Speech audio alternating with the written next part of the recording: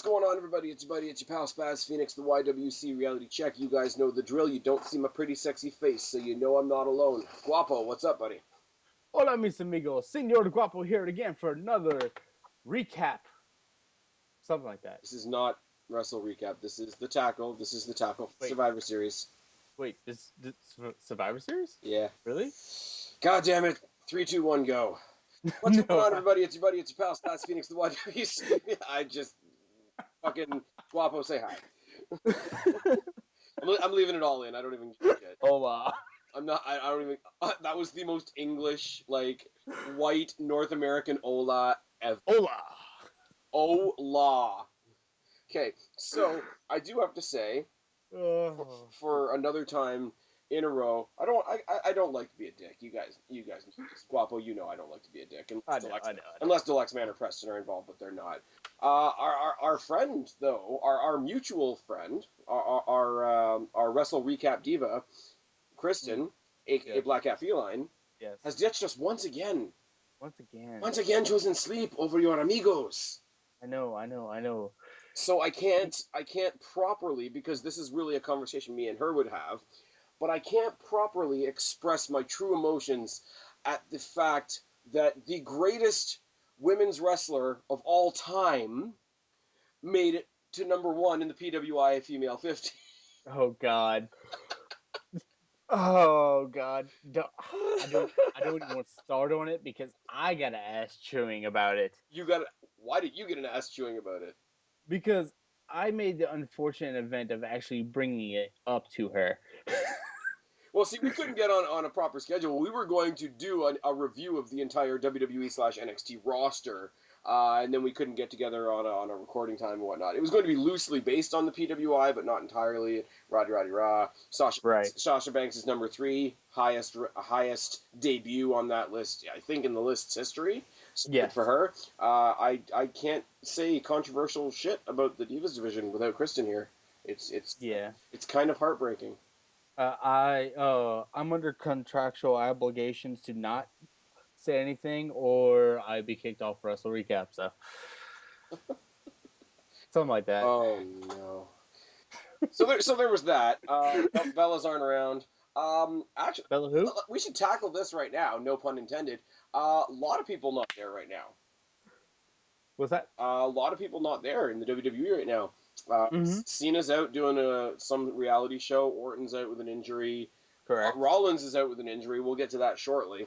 One of the Bellas is injured. The other one's taking a leave. I don't know which one is which. Daniel I Bryan, think Bree is hurt, and Nikki is taking a leave with John. well, we do know definitely that it's either that or the other way around. All I know is John Cena's kicking out at 2, even at home. Oh no! There's no good way to end that, is there? No. Interesting place for WWE to be in, where they tried a new guy with Rollins holding the belt. Typically, if that didn't work or if he got injured or whatever, the default would be, okay, throw it on Cena or Orton while we get our ducks back in a row. They haven't had that opportunity, so they've done reasonably well for themselves. I mean, WWE potentially could have been fucked for Survivor Series, but they managed to put some good shit together. Couple things I do want to mention though about Survivor Series. Yes. Because of the way things fall, the way the chips have laid, etc. No Intercontinental title match. Nope. No U.S. title match. Hey! It's not the U.S. title. It's the Mex American title. Are we gonna do this? Mex America. Mex America. And probably will be, but not announced yet because I've read the SmackDown spoilers. There's no tag team title match. Which is dumb. Why is there no tag team match? You have the best tag team in the business, in my opinion, at the moment, and you have numerous tag teams that they can go against. I mean, let's talk about it. Since the last time we did a preview or anything like that in a group forum, Usos are back, which is cool. Which I'm happy about. I mean, the John Cena's of the tag team division are finally back. But you know what, though, man? This is what I say about John Cena. If John Cena ever took a legitimate amount of time off, I would be ready for him to come back when he came back. And that's the Usos. The Usos are fun. They're more intense now. You could tell that they miss being away. Jay was the one that was injured. Yes. Jimmy doing Commentary. commentary on SmackDown over the summer. And he was working house shows too. Okay, I wasn't aware that he was working house shows because I won't see another house show until December. But Jimmy doing commentary on SmackDown, I know the entire IWC will swear that they don't watch SmackDown, but Jimmy doing commentary on SmackDown wasn't horrible. Right. I mean, he was a little more laid back. You could tell he was a wrestler doing commentary and not an actual commentator. But it was cool. He was always there with his face painted and his gear on. So that was an interesting thing. But good to see the Usos back. The dynamic that they have with the New Day at the moment is pretty cool. So I expect that to be added somewhere along the line. It was kayfabe. He just went to home to handle some personal stuff. But speaking of the New Day, the Broken Horn Unicorn, Xavier Woods, came back after he left to get married or go to a wedding or something like that. Get married. Yeah. The other one, though, as you just mentioned, our new Mex-American champion, Alberto Del Rio, came back. Mm-hmm. Not one I expected. I'm not going to lie. Not. Shoot, all I know is I'm happy that he's back. Yeah, for sure. For sure. And I love that not only is he back, but he friggin' took the title off Cena. Now Cena's gone for a while. It's a good thing all the way around. He's having good matches. We'll talk about the tournament in a minute, but we just said off air the match that he had with Kalisto could have been a pay-per-view match. Yes, absolutely. Could very easily be a U.S. title match at at TLC or something like that. Can I say this right now? Kalisto needs to have more singles matches because he can work a match with pretty much anybody. Yes, he's tiny. Yes, he's small. Yep. No, I don't think that he will ever actually have the WWE title around his waist. No. Nor should he because, I mean, come on, he's a tiny guy. I don't think that he should have a world heavyweight championship around him. But can I make the obvious Mysterio reference? Yes, you can, and I was about to say that, but I do have to say this, and yes, I'm biased because he drove me nuts most of the time that he was in WWE. Kalisto already cuts a better promo than Rey Mysterio. Absolutely. It helps because I mean, Kalisto grew up in freaking Chicago, so. But it's cool though, because I mean, like typically WWE or any wrestling company really, they don't they like their luchadors to be all like mysterious, guys that just come in, do their amazing shit, and leave, and they're sort of one-dimensional that way. I mean, granted, it was partly because of the tournament and whatnot, but Kalisto actually getting mic time, or not mic time, but backstage mic time is a cool little thing to see. Mm-hmm. Sin Cara got eliminated early. Kalisto made it at least one round. We talked off air about the match that he had with Ryback on SmackDown, which I found a little awkward, not because it did anything bad for Kalisto, but it just underlined how slow Ryback is sometimes. Right. But yeah, not a lot of matches to talk about, and some of the ones we're going to talk about aren't even officially announced, but they've been confirmed behind the scenes. We got Dolph Ziggler versus another new name on the roster. In Tyler Breeze. No. His name is Prince Pretty. Oh my god. Or the Gorgeous One. Or the Zoolander of WWE. Toolander. Anyways. You're welcome, by the way. You and I have had this conversation before. We've had this conversation with Suave and Christian and OKFabe and various other conversations over the course of doing these tackles. Can we talk for a second about how fickle the NXT fans are? Yeah, we can. This guy was one of the most... Spaz, I don't want to cut you off, but right here in subsection B of chapter 23 of the YWC handbook, thou shalt not talk bad about anyone from NXT. #/ except Roman Reigns. That hashtags. Okay. No, but here's my thing, right? And they've done it to a couple of people. These are the same people in NXT who wanted Tyler Breeze to get a push. Yeah. Love the gimmick. It's just can't be enough. He plays it up to a T. Let's be real. It's an obnoxious gimmick. It's one of those gimmicks that you think, okay, there's no way this will go over on main card. It's going over. And this is the thing, though. Like, NXT fans are so hot to trot to go on that hard argument line that WWE ruins all the good things that NXT did, that they're not enjoying No, this star that they enjoy. but that's the problem. The NXT fans, and I mean, I'm one of them, but I don't. I like to think that my mindset isn't set to that one. Just like everything NXT needs to be pushed immediately and go down everyone's throat. I mean, he just got to the main card from NXT. People are He's comparing getting him to the Ascension, yes, and that's crap. no, but you have to give someone time to work his way up. There's no possible way like okay, Tyler Breeze is now up on the main card. Oh, he deserves a title shot. Oh no, No, I'm not even saying that. I'm saying like okay, let him be a mid carder. It's obviously a mid card gimmick, but people are saying that WWE's already ruined him. how he's I paired. don't They even, paired him with one of the best workers in the business. and let's be real for a second. Tyler Breeze, when he was in NXT, I know you weren't part of the conversation, but Kristen and I have been reviewing the NXT pay-per-views. This guy couldn't get a win in No, NXT. he hasn't gotten a win in NXT in over I want to say like 3 or 4 months now. He is only okay. I don't know what the opposite of undefeated is. He's like only defeated on the NXT pay-per-views. The guy can't buy a win. He is the Dolph Ziggler of NXT, or he was, I should say, the Dolph Ziggler of NXT.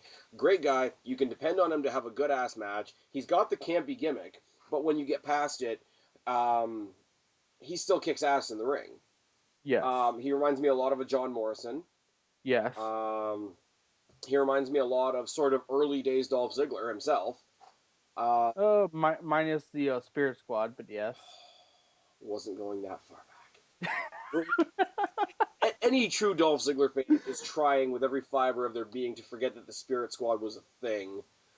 But no, like he was that. He was what Dolph Ziggler is on the main roster. You know, Yes. he didn't really ever get ahead. He got beat by like legends that were back for one night. He got beat by Apollo Crews.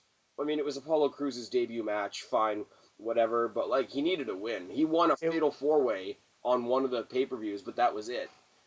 And a little bit of foreshadowing. And this is we're coming into a lot of where WWE's being a little bit predictable, but I don't mind it being predictable because what I'm predicting is awesome.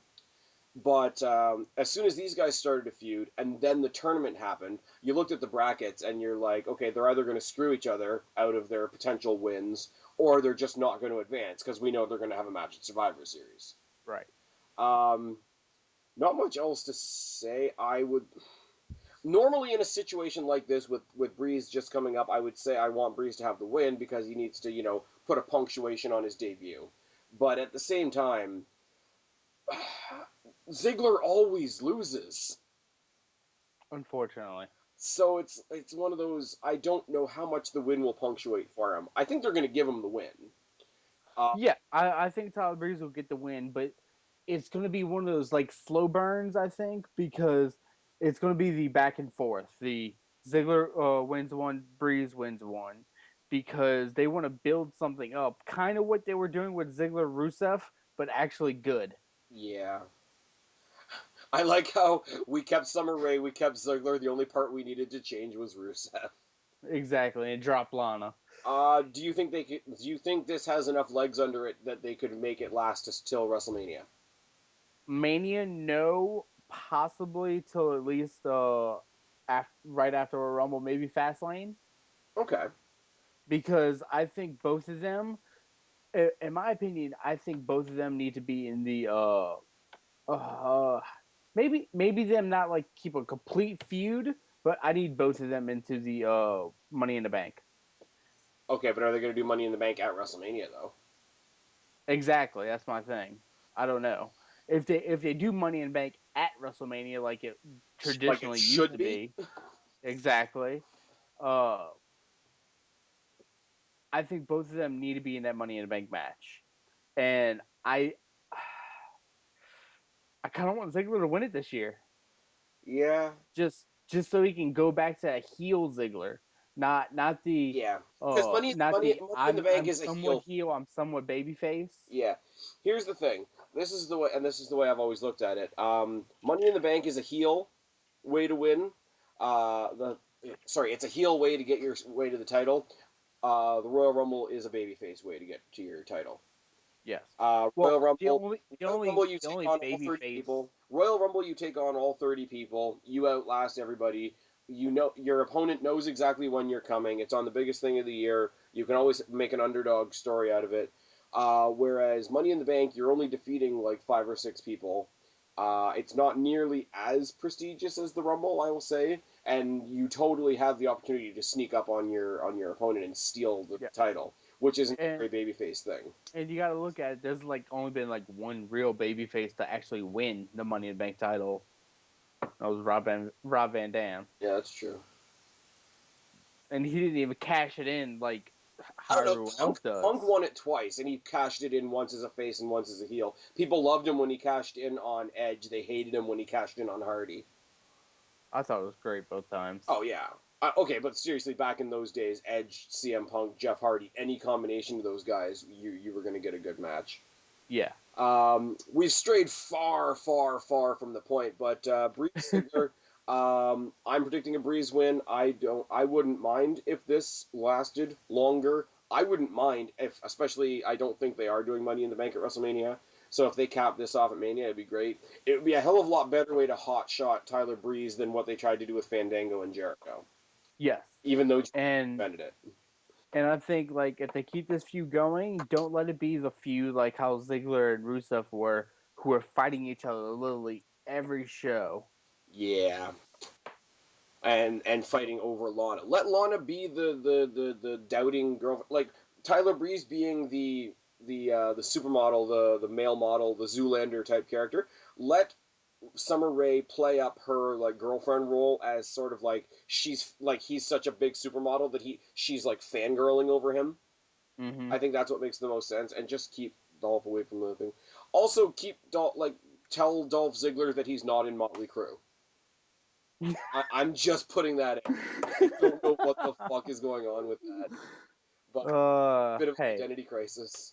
let the man live his dream. At least we don't have Triple H coming out as Lemmy again. Oh God. Handlebar. Okay, side note, can we just talk? I don't even know when the next NXT show is. The next NXT like pay-per-view thing is. Can we talk about Motorhead doing the Mm-hmm. theme song for NXT? I'm okay with it. I'm okay with it, but it's really a case of okay. We know that Finn Balor is Triple H's pet project. Triple H helps his friends along. Is there any bigger example of Triple H helps his friends along than Motorhead doing another theme for the WWE? Yeah, probably. Also, when I think of NXT, I think of young new talent. When I think of young new talent, I don't think of Motorhead. Not saying that I want Justin Bieber to do an NXT show, but December 16th is the next takeover, oh yeah, what is? and it's in England. Oh, it's in England. Yes, Oh, good for them. I know, Which right? means it's going to be at ridiculous o'clock in the morning. It says 7:30 p.m., so you know it's going to end up being recorded. Yeah, but you remember what they did with the Beast in the East promo? They did show it live and then produce it at a regular time for us later on. Oh, Okay, huh? here's something for you, right? And this was going to be a rant until I saw this announcement earlier today on the dirt sheets. Survivor Series is famous for what? Other than Uh, Undertaker. other than the Undertaker, Survivor Series. Who else debuted in Survivor Series? I don't remember. Much simpler. Simpler than people What debuting. do you expect to see at Survivor Series? Divas match. How about Survivor Series matches? That's it. There's going to be a 5-on-5 Survivor Series match at Survivor Series. There is. Yes. I have not seen anything about this. Participants will be announced on the night. What? Yeah. So we have to sit and wait for the actual event to find out who will actually be in the Survivor Series match. Yeah. For the match that the actual Survivor Series pay-per-view is named after. Yeah. Because reason. Because reason. Daniel Bryan return imminent. Oh no! What, Team Bryan versus Team Punk? Oh God. Team. Oh no, here it is. Team Home versus Team Rousey. Shit, you beat me to it. Oh, it sucks when that happens. Like this. Everyone loves a kick to the face. Yeah, except when it's a kick to the neck. I said this to a buddy of mine a little bit ago because I was out socializing with some people. How do you stand in front of somebody and kick them in the back of the neck? I don't even know. I'm just putting that one out there. But I mean, she had a great enziguri. That's all I know. Watching those lucha videos, man, I tell you. But anyways, she took some pointers from Alberto Del Rio. I like this because there's a couple different things we could do here. We could highlight the tag team division. What a thought. That's what I was thinking that they're going to do. Or all the people that, didn't make it through the tournament. Like, I'm thinking the Lucha Dragons, I'm thinking Ryback, I'm thinking... Why? Okay, another side note. Why was Titus O'Neil in the tournament? Because millions of dollars. Oh my god. Yeah, one of the primetime players. And it was only one of the Lucha Dragons. No, Sin Cara was in it, wasn't he? No, he was not. No. I'm looking at the Survivor Series. I'm looking at the tournament bracket right now. Yeah, I was just about to pull that up myself. Okay, well then there's a simple matter of Sin Cara fought somebody the same night then. Probably. Yeah, okay, I'm bringing... Let's look at the people that we don't have anymore.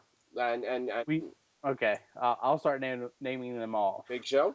Big Show? Yep. Cesaro? Sheamus. Okay, in all fairness, I know the YWC hates this. Cesaro and Roman Reigns had an awesome match on Raw. They had a great match on Raw. They stole the freaking show. I mean, shoot. Every time they did something, you think, "Oh shit, Cesaro might actually win this," and then you're reminded. I won't say they stole the show. They come in third place for me for stealing the show, but we will talk about those things shortly. Sheamus, I don't know why Sheamus was in this. He's already got a play for the title in the form of the Money in the Bank ladder match. Right. Which brings me to another thing. With all the new fun stuff happening around the WWE title, does anybody want Sheamus to win that title? No, not even a little bit. Who wants Chicken Pirate to win the title? Chicken Pirate. Okay. If he does, he drops it soon after he wins immediately. I can just see, he cashes in, he attempts, he hits a spear and goes away. What happens is he cashes in, he wins it. The next night on Raw, he steps in the ring and tears a quad. Oh, really? Really? Sheamus is Chicken Pirate Nash. Chicken Pirate Diesel. Okay, Kalisto, who made a good showing of himself. Yes. Ryback. With both matches, Ryback and Alberto. Yeah. Ryback, who's Ryback. Titus O'Fucking-Neil. Hoorah, hoorah, hoorah. That sounded wrong. Neville, who, again, is another one that made a heck of a showing of himself, both against King Barrett and against Kevin Owens. Pocket Hercules, yes. No. The Spike reverse Rana that he pulled on Owens on Raw. Yes. Okay. Yes, that was amazing. King Barrett, who's another one that just gets brought in to lose. Well, yeah, he's King Barrett. What do you expect? Yeah, Ziggler, we know what he's going on to do. My boy The Miz, who unfortunately, as much as I hate to say it, is brought in to lose. And Tyler Breeze, who we knew wasn't going to win because he has his storyline going on with Ziggler. But I will say, 2 weeks ago, Tyler Breeze's debut on Raw against Dean Ambrose, way better than I expected it to be. Well, there's one thing The Miz is good at. I can tell you this right now. If you say losing, I'm going to leave. No, he's actually really good at Madden 2K16. 16. Him and Rollins are in the finals on Up Down Downs tournament. Oh my god. Okay, I do have to say one thing though. I really Only problem is he's a Browns fan. I do have to say one thing though, and we know that they were going to be involved in other things, so I understand why they wouldn't advance. But you could have had them lose in the first round. None of the Wyatt family and none of the New Day were put into this tournament. See, New Day, I can understand not being in it because since they are all the tag team champions. Yeah, But but then when again, did you do Xavier have the Woods U.S. defend tag champion titles? and If Xavier Woods would have been a cool guy for Tyler Breeze to debut against as well, because they're both such over the top gimmicks. Anyway, that's enough of that. That's I would think Tyler Breeze would be a better pair with Kofi a little bit. fair enough. But yeah, I just all of them at least a little bit. King Barrett Yeah. has had his time in the sun. Miz has had his time in the sun. Even Ryback. Stardust is another one that's just floating. Big Show, why? Okay, Big Show. To have the fans chant "Please retire." Big Show because he was the only one that could put Roman Reigns up against that would get Roman Reigns cheered. Yeah, I guess so. These are Well, facts. no, if you put Roman against Sheamus, he could cheer against Sheamus. If you put Roman against Sheamus, people would just like leave. Probably, yeah. Roman against Miz would be fun. My boy would take the dive. But like out of all of them, like even Kalisto, I could see being in there just to spice up the tournament. The one I can't abide at all is Titus O'Neil, because I'm sorry, the guy's impressive, but no, he's not going to be a world champion. Neither is Barrett. This is true, but King Barrett has been like okay, and I'm saying this in the loosest way possible. King Barrett has been a main eventer. He has fought John True. Cena in main events at pay-per-views. Yes, this is Not, true. not saying that it was good, Yes, this is true. but not saying that it was good. But I mean, like Tyler Breeze needed to come in, needed to look good. Dean Ambrose made him look fucking great. Ryback, we know the WWE likes Ryback. Kalisto, like I say, made things exciting. Stardust is another Stardust. just an interesting case. The whole Cosmic Wasteland thing is intriguing. I just hope they do something with it soon. I think it's amazing. I do too. I think it's great that they gave the Ascension something to do. The only thing I'm wondering is because they've been teasing the shit out of Goldust coming back. Yeah. They're also like Also, he was at Raw. the three of the Cosmic Wasteland are sitting in the Stardust section, which is an obvious dig at Cesaro. Mm-hmm. But Cesaro is kind of doing his own thing and not really paying attention. Cesaro is in his own world because the entire arena is the Cesaro section. Yeah. It just takes the entire arena plus everyone on Twitter to still try to tell Triple H and Vince McMahon, hey, push him, and they still don't do it. I saw a meme on Facebook, and it was like it was a sound file of the fans chanting Cesaro, Cesaro, Cesaro, Cesaro, but the visual was Vince McMahon with his hand to his ear. He says, "What's that? You want more Roman Reigns?" That might be legit. Oh That might God. be legit. So yeah, there's a lot of talent in there. Like I say, you can throw the Lucha Dragons into an elimination match, no problem. You could throw the New Day for that matter. Right. Neville, Stardust, the Ascension, the Usos. There's a lot of guys you could throw in there and just have like not because it will go anywhere, not because it will even promote a storyline, but just because you want to generically have a good 5-on-5. It's the equal parts. Why do I care about this match? I don't know who's in it. Or I'm interested in this match. I wonder who's going to be in it. Okay. That brings me to my question to you, Spaz. What? Right now, who's your 5-on-5 Survivor Series match? You're gonna put me on the spot, right? On the spot.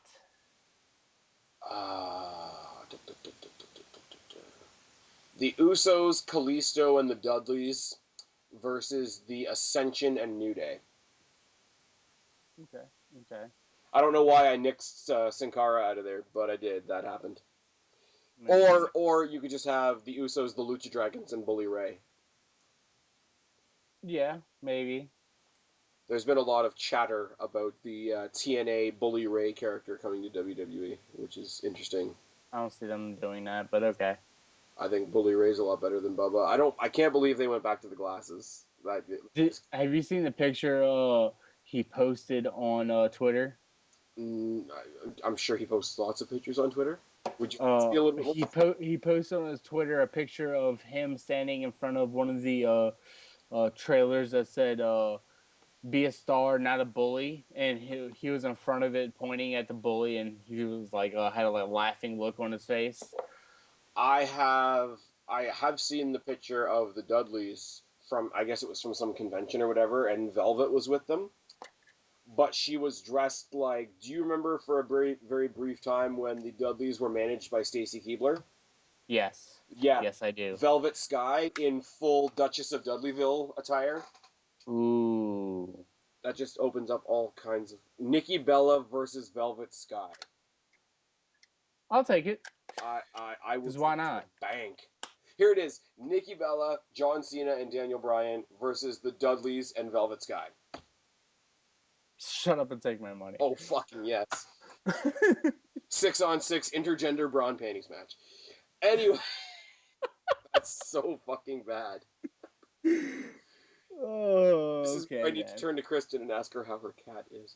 I'm gonna get like virtually smacked for that later. I'm not even. Nope. Nope. Yeah, that's a thing. I'm going to talk about this first, actually. Let's get the tournament out of the way. We all know what we think is going to happen. Let's talk about the Survivor Series. What? I want to say my Survivor Series 5-on-5. Oh, I'm sorry, man. I'm fucking tired in here. Come on, man.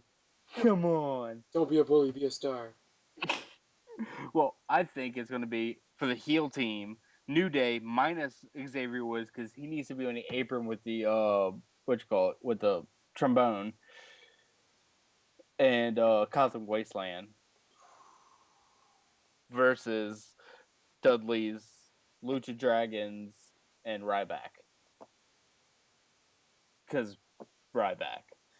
You know what? Actually, I just thought of now that you brought up that a 3 and a 3 and a 2 and a 2. What if it was a 6-on-6? I could do a 6-on-6. Full New Day. Full New Day and the Cosmic Wasteland versus the Dudleys, the Dragons, and the Usos. I'd be okay with that. Yeah, I'm okay with not including Ryback. Yeah, me too. 100%. Or you substitute Usos with primetime players. No, I don't. No. Not even a little bit? Not even a little bit. That's like saying, why don't we replace Ryback with Corporate Kane? True.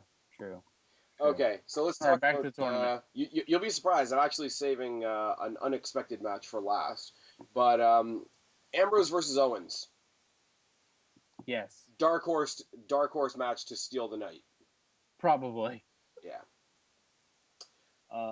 It will be full of hope, denial, acceptance, and I don't think there's hope and denial because nobody's going to complain about either of these guys winning. No, but I'll be denying it the entire time because I'll want Kevin Owens to win. Oh, true. Only because that title means more money for his family, and that means he can provide. And how many times have they teased Owen versus Reigns? And that could be a great match, too, by itself. If Roman Reigns wasn't going to win this whole thing, I would love to see Roman and Owens go at it for the Intercontinental Championship. Yes, I would take that. I would take that to the bank. I would also take Owens versus Ambrose for the Intercontinental Champion. Yeah. Well, that brings me to another thing that I'm going to say in a second. Roman Reigns versus Alberto Del Rio is going to be good. It's going to be weird because it's such a clash of styles. But we know Roman's winning. I want to say that one of these matches is going to surprise us. I don't think it will, but I want one because I do not see Roman Reigns not winning that match. Okay. So, would you be open to the possibility of Owens beating Ambrose? Yes. Because that'll kill all the rumors that, it's going to be Ambrose versus Roman, and one of them's going to turn heel. Who's it going to be? Rah. WWE can avoid that whole mess if it's Roman versus Owens. I don't think they're going to, but they could. Here's my pitch. I think that the possibility that it's going to end up being Roman versus Owens for the title, only because I feel like if they don't have Ambrose win it, or if they don't have Roman win it, one of them will win the Royal Rumble to face one another at Mania. Yeah. That would be my I only just think thing. even though I feel weird saying this because Survivor Series is a big four pay-per-view, I think Roman versus Ambrose belongs on a bigger show. Yes, Um, it belongs on a Royal Rumble. It belongs on a Mania or on a SummerSlam. Now here's one that they're not going to do, but it's almost TNA booking, but follow me on this for a second, right? Yeah. You got two title holders in this match already. Owens is the IC champion and Alberto Del Rio is the Mixed American Championship, right? Correct. They're both heels. Correct. They're going up against two very strong faces. The baby Yes. faces punk out the heels and get them to put their titles on the line in the bracket match. That would be interesting. Roman becomes the U.S. champ. Ambrose becomes the Intercontinental champ. And the winner of Roman versus Ambrose goes home with 3 belts. It would be awesome for one night. Immediately the next day, it would be full of problems. Yes. Like it's one of those things that doesn't make any sense, but for a moment, it would be awesome.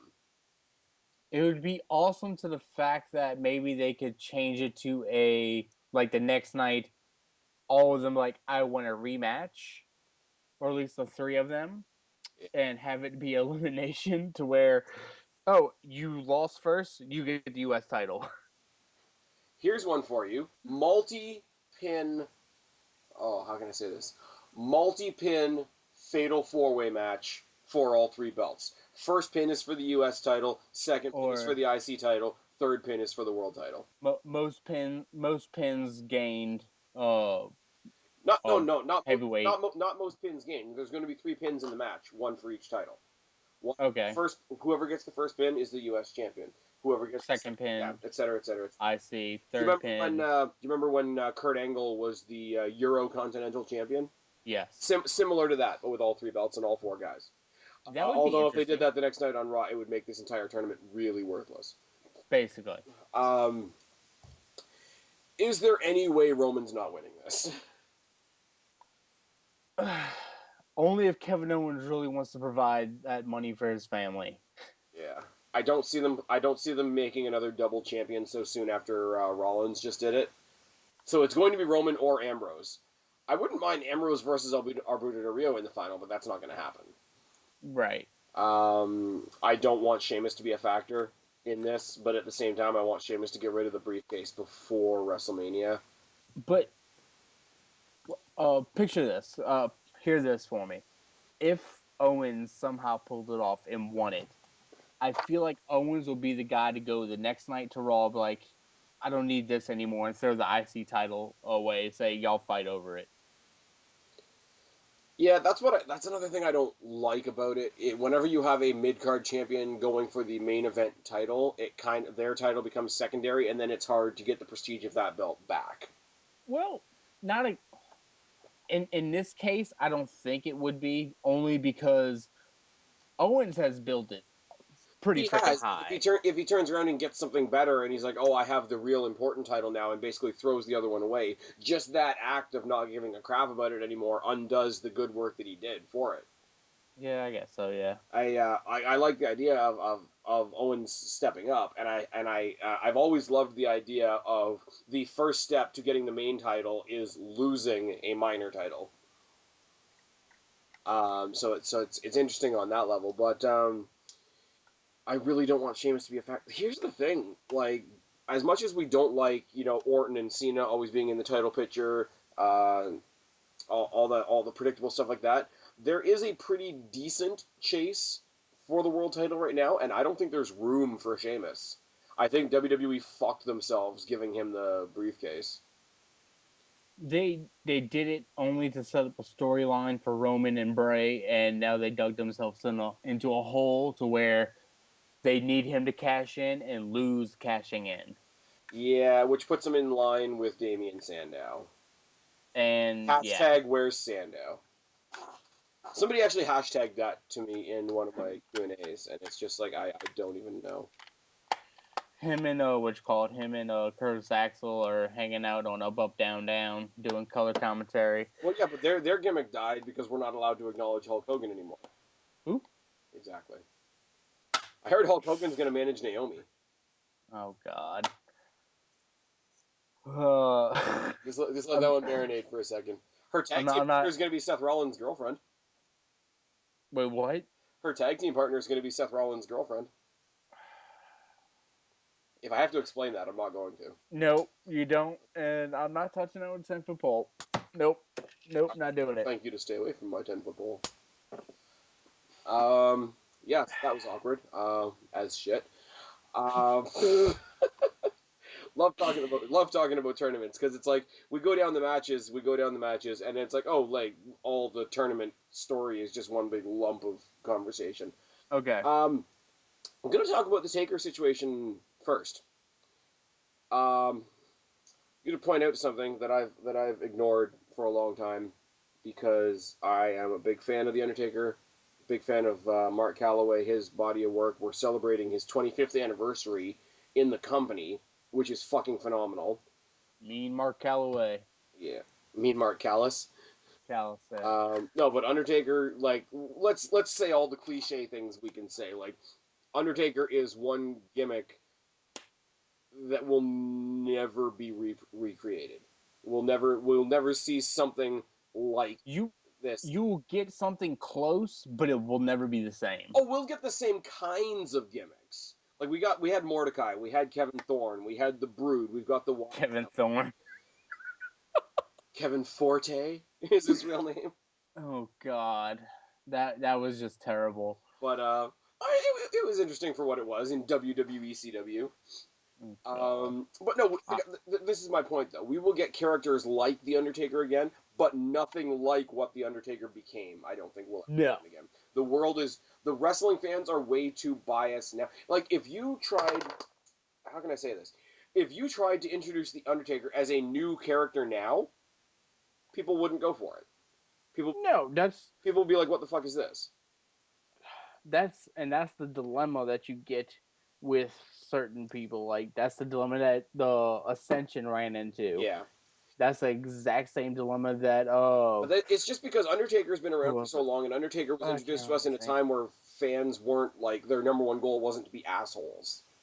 Right. Like there weren't people trying to get views on YouTube by ranting for no reason. Like that's like he's a relic of that time, and I mean I use the word relic in a respectful way. Undertaker, I don't think the respect that he has, both as a character and as a worker, I don't think we're ever going to see that replicated.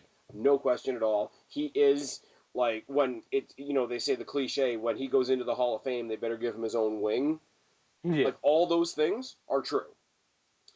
But I got some, and I had to come face to face with this when I watched Raw this week. Taker and Kane opened the show.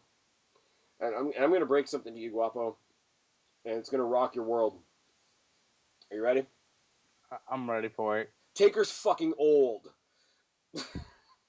Wait, what? Taker's old? Taker is fucking... Okay, you know why I say he was old? Not because of his matches. His matches have actually been half decent. But I say he's old, and what killed it for me on Raw... Okay, we've all seen people get blown up in the ring before. Mm-hmm. People that have no endurance, etc., etc. That's not the Undertaker. The Undertaker's got endurance, especially for a guy his age, Roddy Raw. Undertaker, on Raw this Monday, got blown up delivering his promo. Yeah. I'm gonna take you to hell. And then to Walmart. Like... And then maybe the Applebee's. Hey, I used to work at Applebee's. and okay, Brothers of Destruction are a thing. That's fine. Kane was in a suit like 3 weeks ago. Mm-hmm. Hey,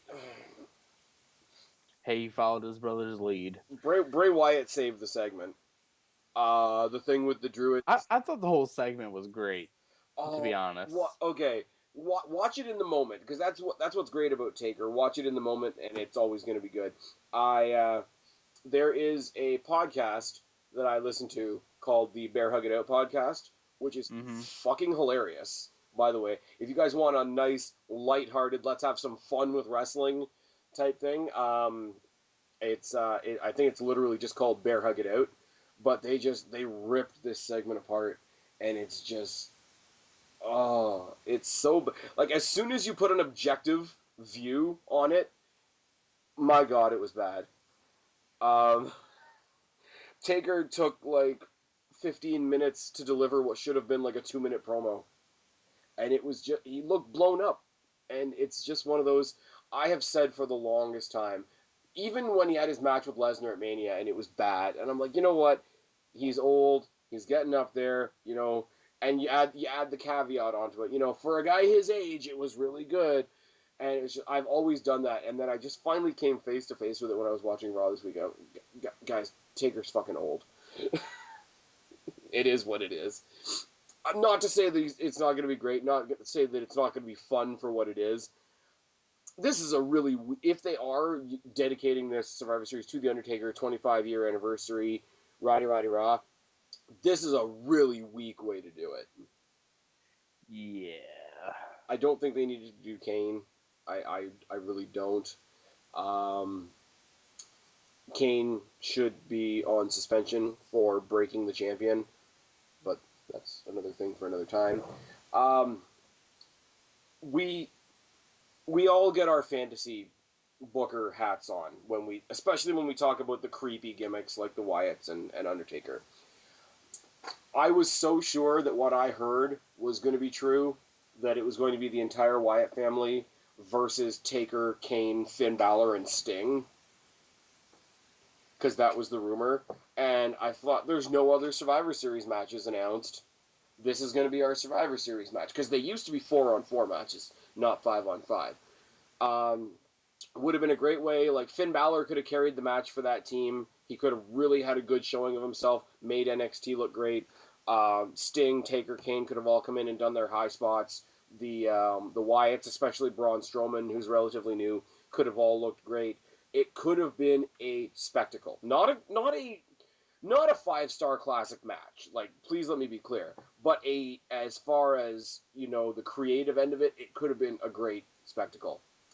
But no, yes. All we get is, okay, Taker and Kane are gonna fight two of you, and the other two are gonna be on the outside and not interfere at all.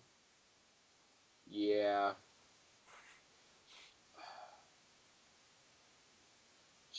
I don't know what I want to be like. On the one hand, like the little kid part of you that's like, Undertaker's awesome, that remembers way back to when Kane was awesome, that wants the Wyatts to go forward. This is going to be cool, but I don't have words for it. Like, do you remember back in the day, or not back in the day, but like WrestleMania 20, Taker versus Kane? First or second time? Second.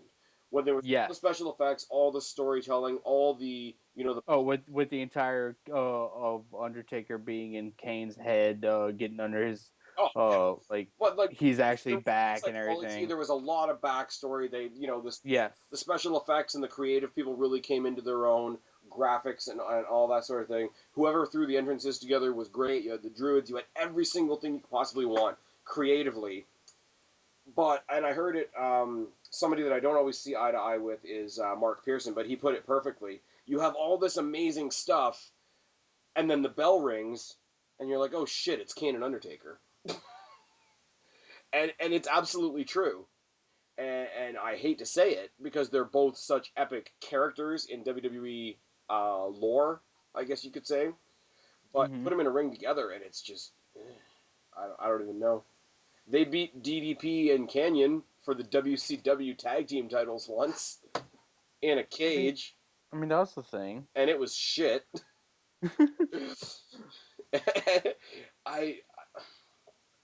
Everything. Okay, I'm excited for this match for the fact that logically in my head, I know there's every reason I should be excited about this match.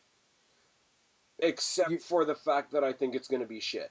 You're excited for the nostalgia fact that it's the Brothers of Destruction back together again. Not even that, really, because I don't think they needed to bring back Kane. I really don't. Especially so soon after the corporate Kane character just died. But, like, it's all the intangibles. Like, you know, Kane comes and he shoots fire out of the ring post. It's the last run for the both of them. Yeah, I mean, Bray Wyatt's controlling the lightning and the big pyro spot that the Wyatts did a couple weeks ago was fucking badass. Yes. All that stuff, all the creepy stuff, all the stuff that makes me want to turn off Raw and put on a vampire movie or something like that. All of that is great. I think the match is going to suck. I'm in the moment, it's going to be like Raw. It's going to be like the promo on Raw. In the moment, I'm not going to care that it sucks. But I won't be able to watch it more than once. Just like every good match. No, not even. I can go back and watch. Okay, I can go watch Kurt Angle versus He Who Shall Not Be Named any day of the week. Who? I really can. I can go. Yeah, I know.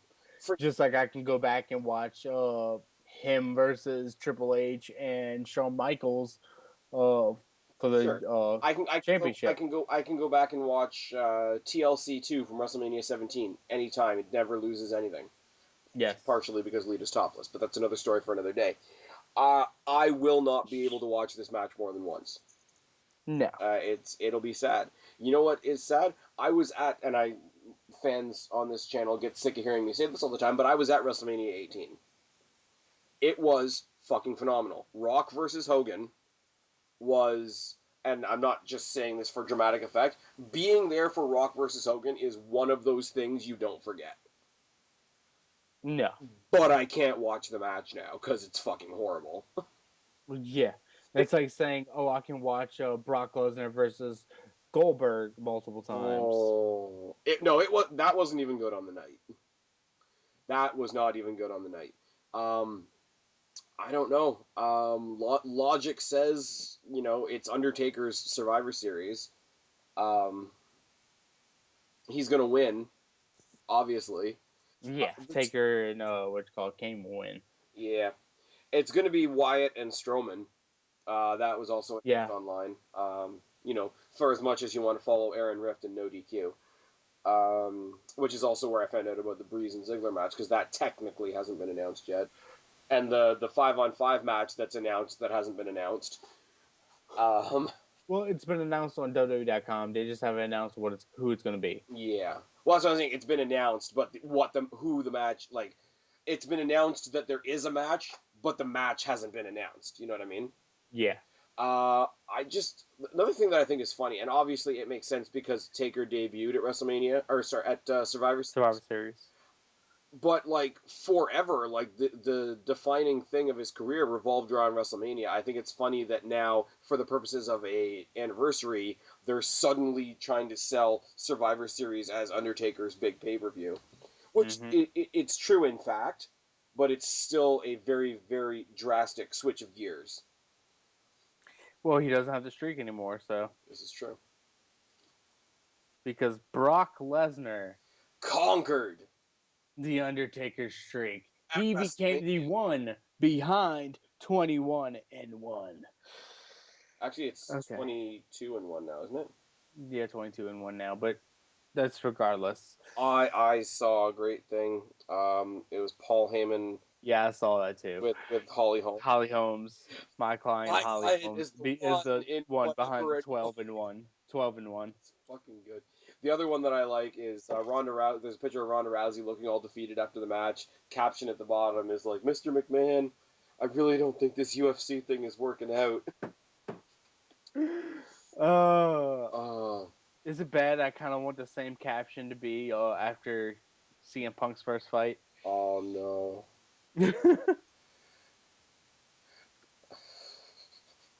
Whenever that's going to be. I need a staph infection for my groin pull. Anyways. Someone get him a Z-Pack. Oh, Jesus fucking Christ. Here's the thing, though. Everybody's... And I'm on board with it, too. I would love to see Ronda Rousey as a part of the... what we currently call the Divas roster. At the same time, I would hope that she would have a Brock Lesnar schedule, Yes, because absolutely. if she's a full time WWE diva, who do you convincingly put against her?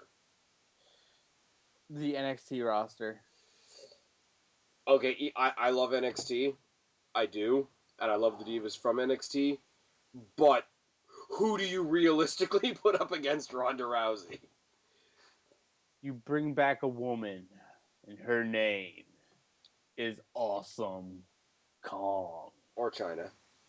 Or China. Actually, No, no. Ronda Rousey never said she'd never China. fight a man, so No, you bring back Victoria. that could work. Because Victoria, I think, could have a convincing fight with her. Yeah, she would still be Only destroyed. and not because she's manly or anything like that, but because Victoria is a great technical person, and because Victoria can hold her fight against anybody, even the shittiest person. Yeah, that's true. If Ronda Rousey comes in and starts using the F5, I'm all in. Oh no, she's gonna. Yeah, she probably would. I'm all in for seeing Ronda Rousey F5 some people. Uh, Actually, well, you know she's gonna have armbar for a submission. Hold number 572. Uh, Armbar. no, I think it'll be hilarious if they have what you call it, like some type of training thing, but with Jericho as her trainer. Oh no. Could you And imagine that? can you imagine Jericho as her manager, and he literally brings the list of holds with him? Promo coach Chris Jericho. No, no, not promo coach. You remember like his promo from WCW when he actually brought Yeah. out the computer paper with all the holds on it? I think Yes, it would be all of his holds that he could do. yeah, the 1004 holds. Yes. I think it would be great if Jericho couldn't wrestle anymore. He manages Ronda Rousey. She becomes known as the woman of 1005 holds, and Jericho brings the list with him in a suitcase every match she has. No, every match he has a pen and paper and starts writing every single hold that she does. Um, she puts like a simple Boston Crab on. You get Jericho on like a Jimmy Hart style megaphone. You're like, just so you people know, that's number 612. Yes, I'd be okay with Are that. you all in for this, Jericho? I am all in for that. Jericho managing Ronda Rousey. All right, so let's talk about some women that actually are in the WWE. Oh, You know what else? You know what I discovered huh. on Raw? People that Yes.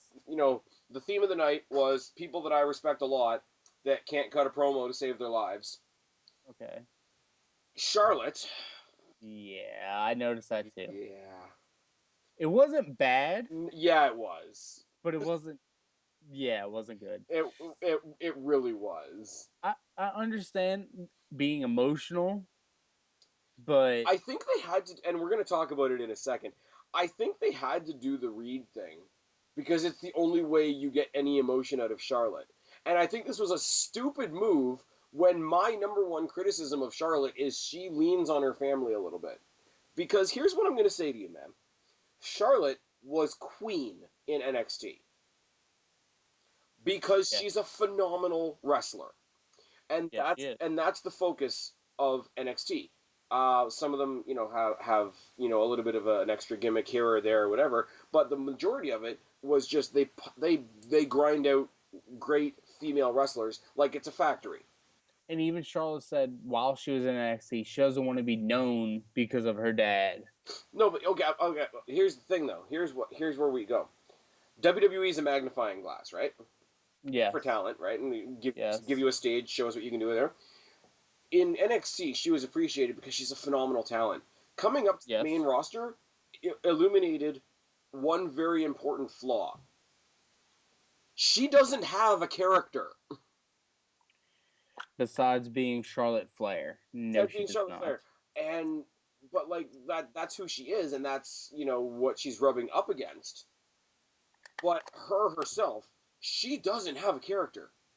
And that's why she can't cut a promo, because if you don't know who somebody is, you don't know where they're coming from, then you don't know what they care about.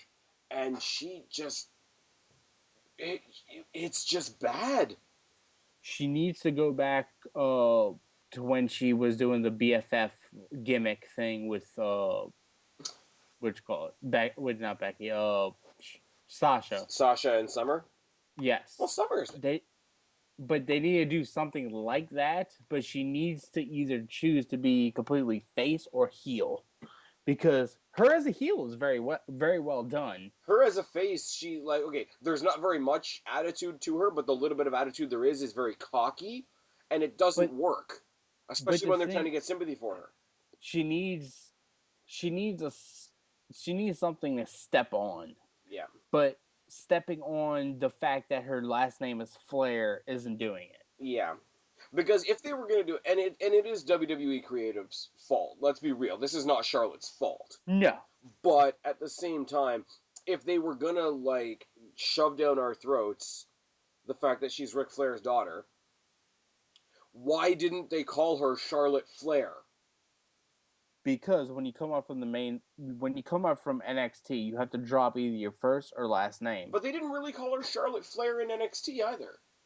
Oh, here and there, like when she first started, she was Charlotte Flair, but then she just became Charlotte. Yeah. I just like I know you lose names and they dick around with the names. Neville and Rusev and Cesaro and all are all examples, right?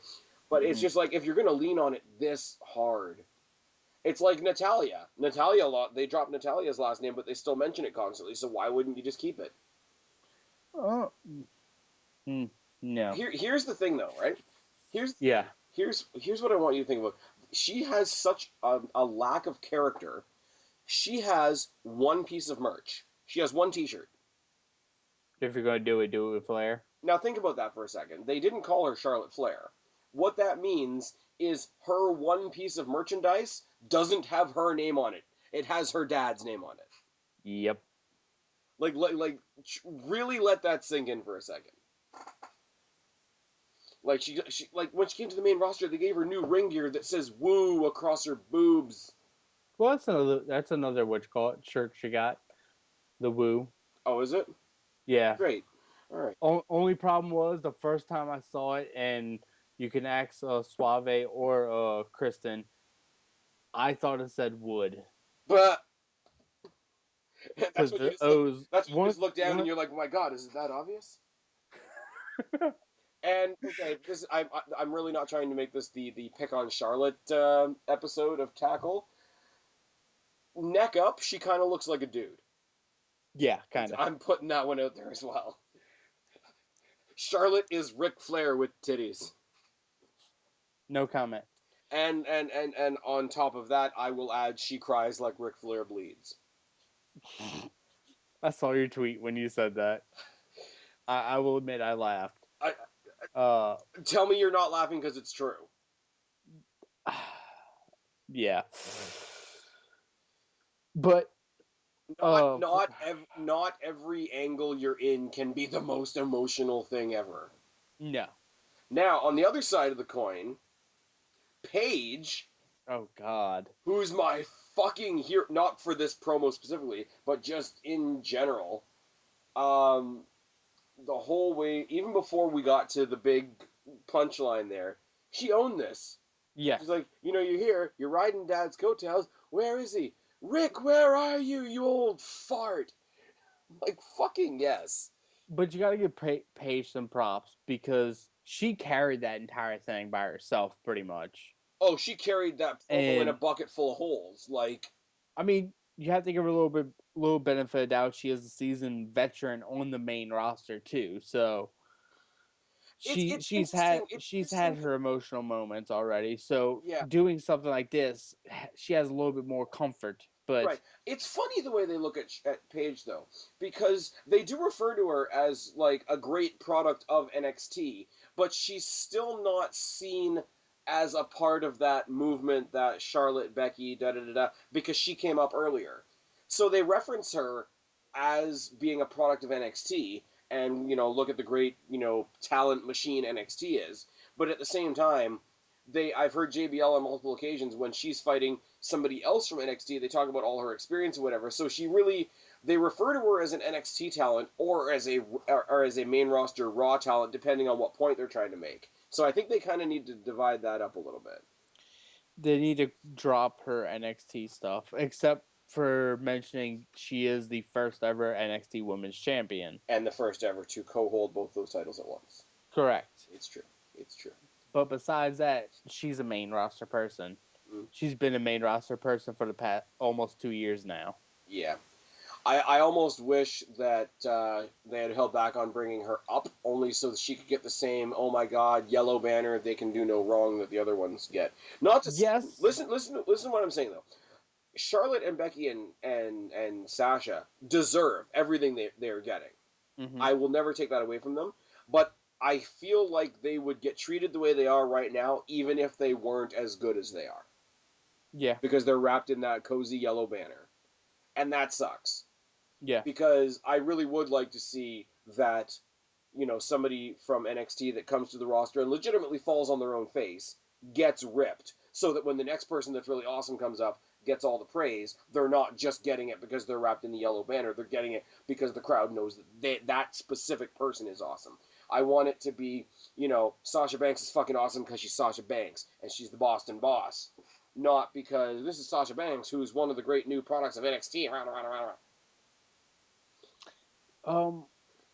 I understand I heard everything saying. I understand what you're saying, but Paige coming in when she did, I think was perfect timing for her. Yeah, and I mean her perfect first opponent was AJ Lee, because they were. Yeah. I think they were they weren't identical. Like, they didn't put them together because they were identical, which is good, but they were okay enough that they complemented each other. Yes. The two of them versus the Bellas was it made the most sense at that time. Yes. That made more sense than having a title match at WrestleMania, to me. And a lot of people argued me on that one, but what are you going to do? And Charlotte, Becky, and Sasha, them coming up now and everything like that is great for the Divas division of what it is now. Yeah.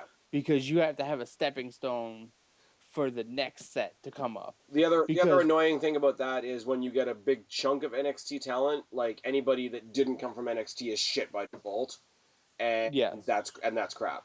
Where it falls into the argument that I usually have about the Bellas, where no, I'm not going to say by any stretch of the imagination that the Bellas are the best thing on the roster. They're not. Correct. But they're leaps and bounds better than 90% of the crowd gives them credit for. But I can tell you that there's going to be the next 3 divas to come up from NXT are going to be Bayley, Alexa Bliss, and Asuka.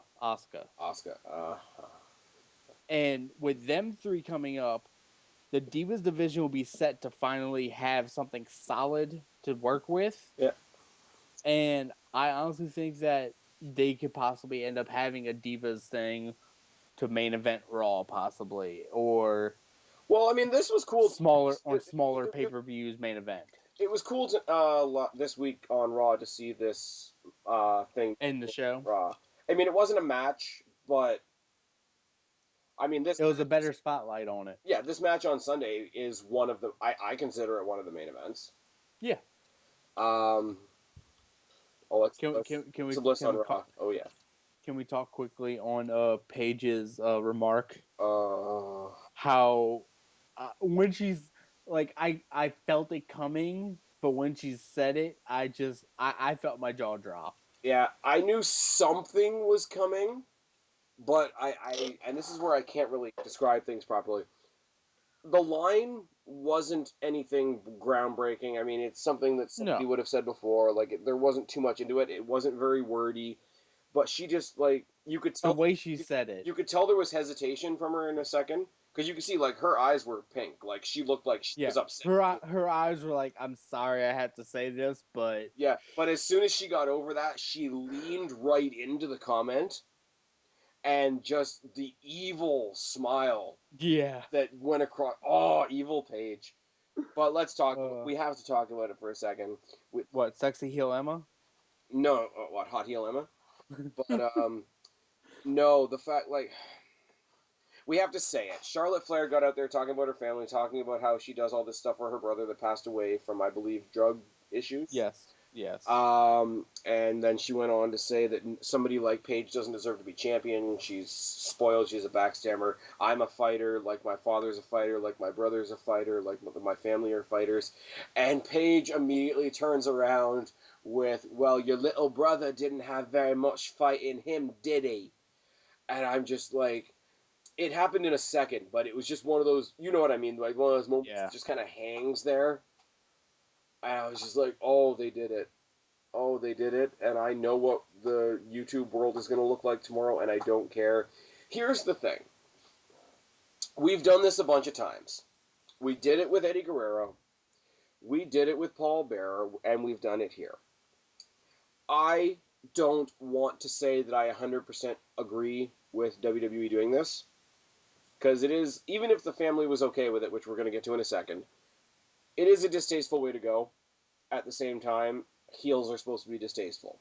Mm-hmm. It's, especially for a mid-card rivalry, it does a little bit seem like a desperate act by WWE to grab whoever wasn't already paying attention to the rivalry.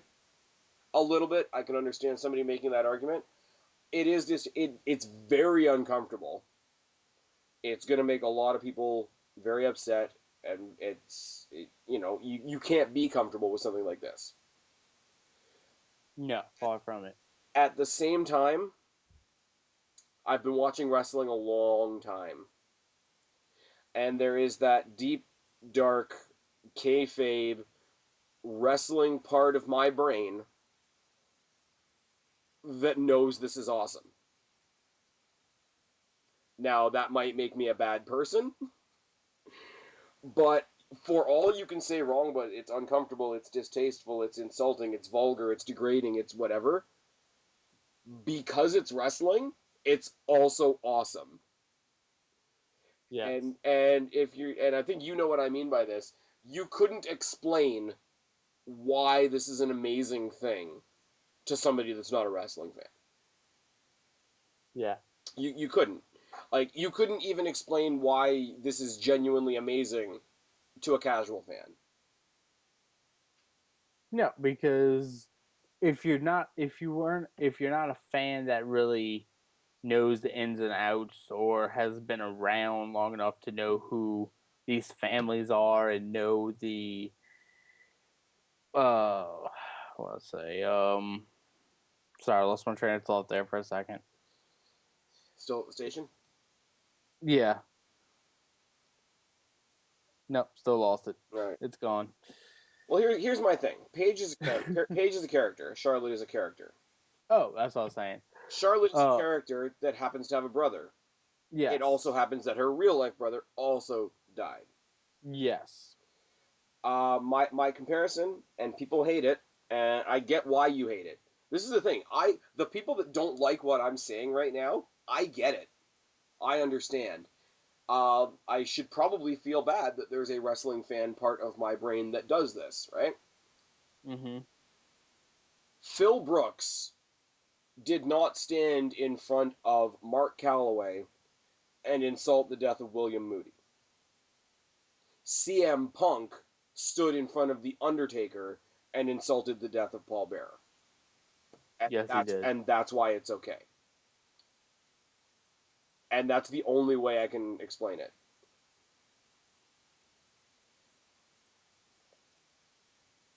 Charlotte's winning on Sunday. Oh, obviously. Like, at the same time as I'm looking at this and it's awesome, there goes any chance of Paige winning on Sunday. I mean, there's no point for her to win on Sunday, really. There's which? If you really think about it, there's no point for Paige to win. Like, here's where I will agree with people. It would be distasteful for her to now win on Sunday after that. Yes, because after what she said, yeah. I almost expected to come online today and find out that the stipulation had been changed and now it's like a no holds barred Divas match or something. But that might still happen.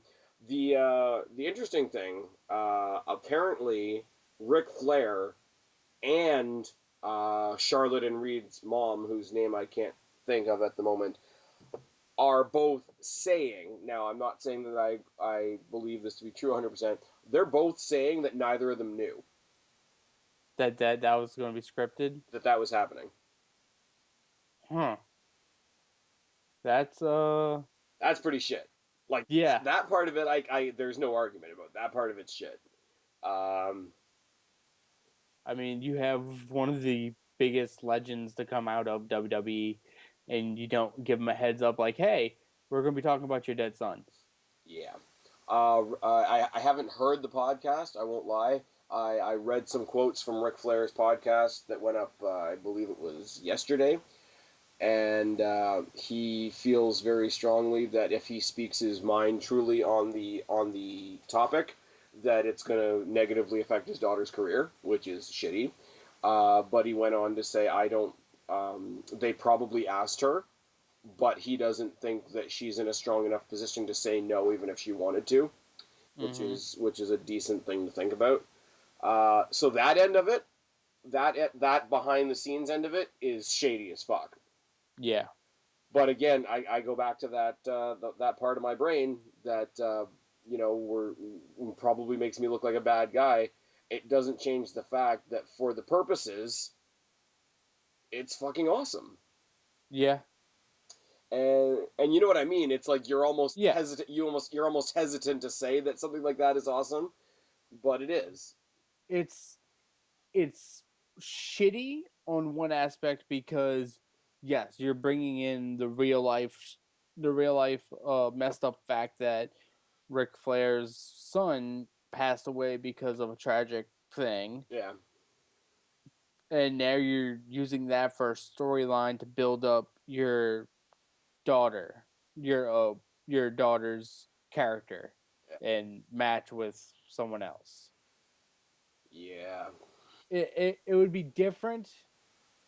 It would be different if it was like, how to put this, if it was someone that wasn't associated like with a family with the WWE. Yeah.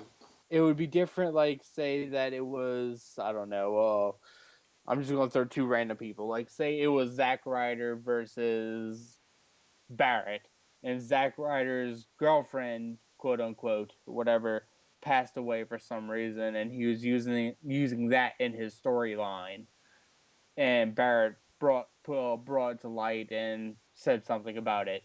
That's all. What you call it? It could be true. It could not be true. There's nothing holding it together. This is an actual true event. Ric Oh, you're talking Flair's about like if it son. was kayfabe. Yes. Oh, okay. I don't. Yeah, but I don't think WWE would script a death though. Like somebody asked me in a Q&A. I feel like they have. I hate forgetting names, but somebody asked me in a Q&A a while ago because WWE is so attached to the Susan G. Komen. Oh yeah, I saw that on your Acts of Phoenix last month. Somebody actually asked me, do you think that they would script that A diva's cancer thing. one of the divas had breast cancer? I'm like, I Like really, they like if I really want to hope that they wouldn't, but that's all I can say. I feel like they would, for kayfabe purposes, they would script a death or something. But for this, for them to script, I don't think they could now because they have such a history now of doing it for real. Like they used Rey Mysterio used Eddie Guerrero for sure. CM Punk used Paul Bearer. Paige used Reed Flair tonight. The Miz used Jerry Lawler's mother when she passed away.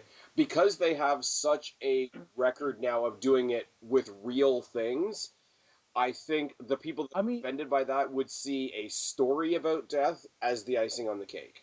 I mean, you got to think about what you call it. They were scripting, freaking Vince McMahon to be murdered by his car being blown up, only kayfabe to be broken by the actual death and murder of he should not be named family and everything. Yeah. And we had a 3-hour broadcast of that. Yeah. And WWE will never speak of that again. Yeah. I think it's funny, like, I watched that tribute show that night. Oh, so did I. And I think it's funny that by the time SmackDown aired, the only thing on SmackDown was an apology for the Raw show. Yeah. Um, because they produced and aired the freaking Raw show within hours of it actually happening. No, a day, Yeah, because yeah, it because happened like on a he was Sunday. supposed to fight. Who the hell was He was supposed to fight what's his name for the ECW title? Was it Punk? No, it was not Punk. It was Van Dam. No, Lashley.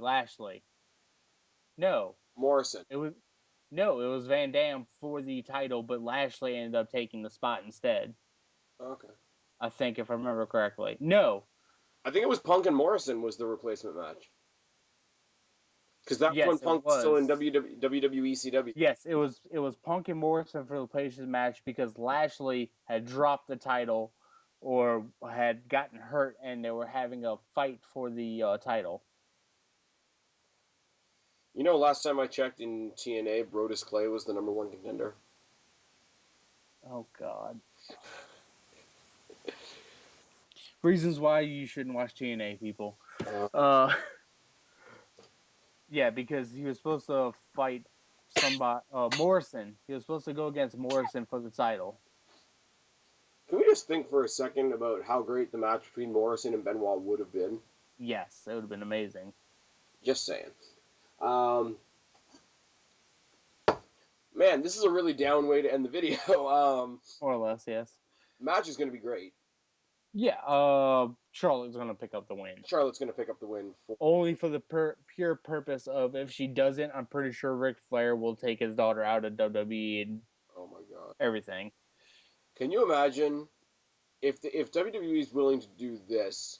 What conversation we would be having right now if, say, a couple months ago, when other people passed away, if it had been Ric Flair? What conversation we could be having right now? Yeah. I don't want to think about it, if I'm honest. I really don't, because there's a point where I'm saying, like, yeah, as a fan, I know this is awesome, but there's a point where that's not quite enough, and I don't Where know. it draws the line. Yeah. Which is shitty, because we're saying it's a little more okay because we didn't know this kid, but... But that's my point. It's not... I don't think it's okay, only because it's not like... It didn't happen yesterday, I understand. And it was a few years ago that he passed. But it's still... It's a fresh wound for the family. Yeah. And especially if they didn't know. It's... If they did not know that they were going with this storyline and Flair didn't know about it, I'm pretty sure he's probably beyond pissed off about it. Yeah. He was probably blading and everything. Oh, no. Sorry, I had to throw that in there to lighten it up. Well, I told you, freaking Charlotte cries like Flair bleeds.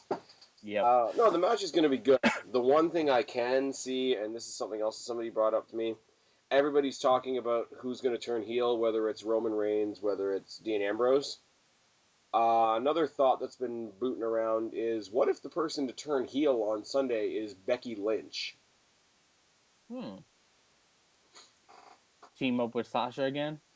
No, to help Paige beat Charlotte. Help Paige? Which sucks because I really want to see Paige versus Becky. Yeah. On pay-per-view. Because the whole thing is, with the Divas Revolution, I really think Becky Lynch is the one getting lost in the shuffle.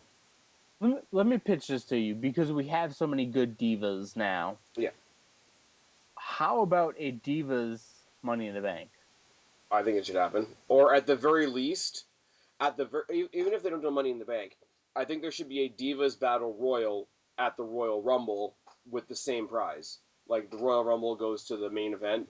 The winner of that Battle Royal at the Royal Rumble gets a Divas shot at WrestleMania. How about this? Instead of it being a briefcase, it's a purse. Oh. Oh. Don't tell Kristen. I don't want to get my butt kicked. Oh, we just lost all my female viewers, all 6 of them. I think we're officially fucked. I'm sorry. It just hit me. I'm sorry. I apologize to all women. No, you don't. You're still laughing. It's the Money in the Bank tampon. Anyways, what? Oh, Maxi Pads. Sponsored by Maxi Pad. Granny panties in the bank. What's that? Nia Jax is on the main roster. Ew. Oh God, no. She's No. kind of horrible. Oh no, it's what you call it, silicone on a pole match. Oh. This is not going anywhere. Like, this is where we know we're done. Pretty much. Bottom line, Guapo, let me ask you one thing. Yeah. This Sunday, Yes. there's no tag title match. No tag title. There's no IC title match. No IC. No Mex American. There's no US title. Mex American. There is no pre-show announced so far. So far. That could probably end up the pre-show can probably end up being Ziggler Breeze. There is one Survivor Series traditional match which we don't know any of the competitors in. Shoot, that can end up being the pre-show. But are you excited for Sunday? Yeah, I guess so. Because here's what I'm saying. It's like what we said about the Undertaker thing earlier. I can poke all the holes in it that I want, but I'm still really excited for Sunday. I'm excited for what I actually want to see, and I'm less excited about the bullshit that they might try to pull. Well, it's either going to be a good show or the IWC is going to cry, and that'll be a good show. Hey.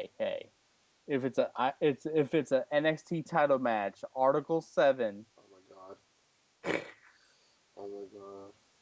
We need to like totally get together on like a drunk tackle and just like write the YWC rulebook and make them look like the bitches that they are. Just saying, I drank an entire Jameson and Coke just now. Nice. So that's where the purse thing came from. Spaz is not drinking. Spaz has a headache already, and Spaz is fucking tired as shit. Well, Guapo needed something to make him pass out good tonight because he has to wake up early for work. You don't got girls down there? Huh? You don't got girls down there? Got girls. You need something to put you. Never mind. Anyway. No.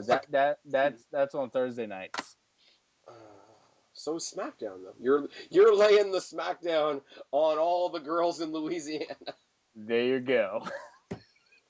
Do what the cop says. Let me tell you something. They love pie. Oh my god. and they all smell what the guap is cooking. And half the time, it works every time. Exactly. Because tell them you know where to why? find you on Twitter, man. This video should be over already. Because my name is Senor Guapo, and I am Guapo. I don't even know what's happening right now. Where can they find me? Man, I'm stopping. You can find me on Twitter at Guapo_504 or over on the Black Cat Feline channel or on I can't even say SoundCloud because I've never been on it. Also because Kristen's out of credits on SoundCloud. Kristen's really getting the bum end of the deal tonight by not being here.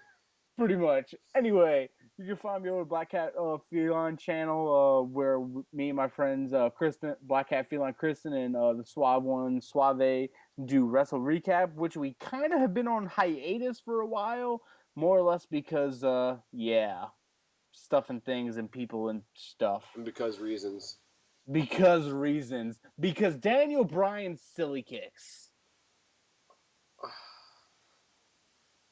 Yep, that's why. Because of Daniel Bryan. Oh, wow. Say it loud, say it proud. Daniel Bryan's silly kicks. I can't even say it though, because Bree's not there right now, and Daniel Bryan's a gimp. So, anyways, I'm Spaz. He's been Guapo. We are your YWC Reality Check. Subscribe up there, talk down there, start a conversation, keep all these conversations going. What are you guys looking forward to at Survivor Series? Don't be a stranger. I'll talk to each and every last one of you later. But for right now, I'm tagging out. Bye, guys. Adios. So shine if you're a freak like me.